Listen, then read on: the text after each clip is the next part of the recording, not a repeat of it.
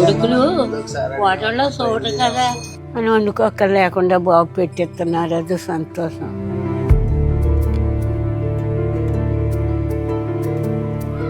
ఎవరు పెట్టుబడి లేక నాకు క్యారేజ్ రాశారండి. రాశారు 2 సంవత్సరాలు పెట్టాం. బాగున్నాయండి. ఊర్లో బుధవారం గుడ్డు చేప, ఆదివారం కోడి మాంసం. పశ్చిమ గోదావరి జిల్లా భీమవరం సమీపంలోని బీరవాసరం గ్రామానికి చెందిన రైతు తులసి రాంబాబు ఇలాంటి వారికి ఇంటికే క్యారియర్ ఉచితంగా పంపిస్తున్నారు. వండుకుని ఒప్పుకోలేని వాళ్ళకి తప్ప పేదలు అని కానీ లేకపోతే కులం చూడడం, వయసు చూడడం, ఆస్తి చూడడం, వండుకుని ఒప్పుకు లేకపోతే చుట్టుపక్కల 18 గ్రామాలకి పంపిస్తున్నాం మనం. స్టిల్ ఈరోజు 160 క్యారేజీల వరకు వెళ్తున్నాయి. నేను గత 6 సంవత్సరాల నుంచి ఇది 7వ సంవత్సరం మొదలుపెట్టి.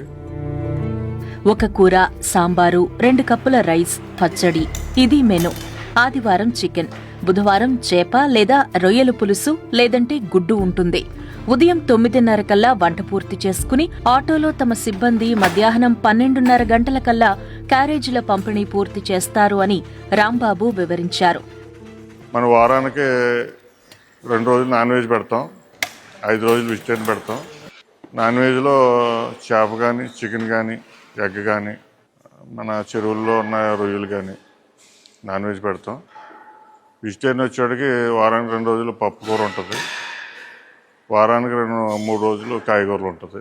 ఉదయం 6 గంటలకు స్టార్ట్ అవుతుంది వంట, సాయంత్రం మధ్యాహ్నం 9-9:30 స్టార్ట్ అవుతుంది ప్యాకింగ్, మధ్యాహ్నం 12:30కి ఇచ్చి రావడం జరుగుతుంది.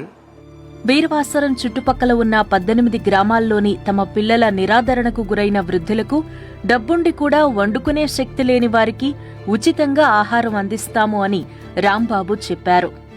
చాలా బాగా బతికానండి. నాకు మా భార్య పోయి 4 సంవత్సరాలు అయిందండి. ఒక కుర్రోడు పరారులో ఉన్నాడండి, ఒక కుర్రోడు దూరంగా ఉంటున్నాడండి.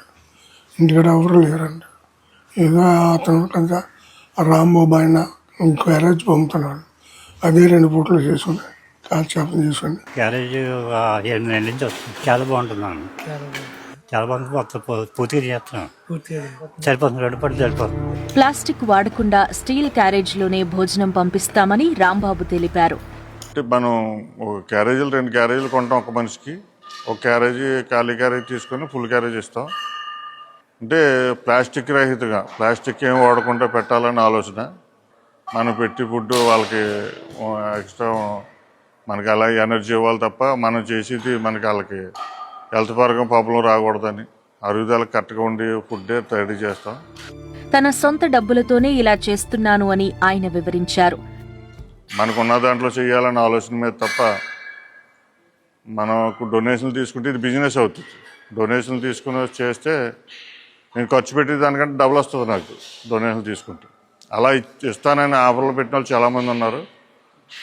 కానీ ఇప్పుడు కూడా మనం డొనేషన్ జోలికి వెళ్ళలేదు. తీసుకోకుండా చేయాలనే ఆలోచనే. ఎక్స్ట్రా గ్రామాల్లో పెంచే ఆలోచన అయితే లేదు. ఇంచేతంటే చుట్టుపక్కల గ్రామాలకి నా చుట్టుపక్కల గ్రామాలకి నేను సర్వీస్ చేయగలను తప్ప ఉన్న దూరాల వరకు మనం చేయలేము. అది ఆ బాధ్యత కూడా మనం నెరవేర్చలేము.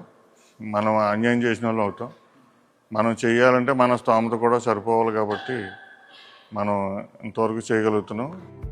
అమ్మా నాన్నలను సరిగ్గా చూడకపోతే రాంబాబు నుంచి క్యారియర్ వస్తుంది అని, అప్పుడు సమాజంలో తమకు చెడ్డ పేరొస్తుంది అనే భయంతో ఆయా గ్రామాల్లో చాలా మంది పిల్లలు తమ తల్లిదండ్రులను బాగా చూసుకుంటున్నారు అని రాంబాబు అంటున్నారు. జనరల్గా ఏంటంటే మనం పంపే ఏరియాలో తల్లిదండ్రులు చూడలేని ఎవడో ఉండటం.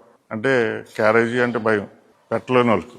కొద్ది పరపతుండి అతను కొంచెం సంఘంలో కొంచెం పలుకుబడి ఉన్న వ్యక్తులు అయితే అలా తల్లిదండ్రులు చూడకపోతే రాంబాబు క్యారేజీ పంపితే ఆ పలుకుబడికి ఇమేజ్కి దెబ్బతింటుందని ఆ భయం మీద ఎక్కువ తల్లిదండ్రులు బాగా చూస్తున్నారు. దీని కాన్సెప్ట్ ఒకటే అండి, సర్వీస్ కానీ సేవ కానీ అనకూడదని నా ఆలోచన. బాధ్యతనే చెప్పాలి.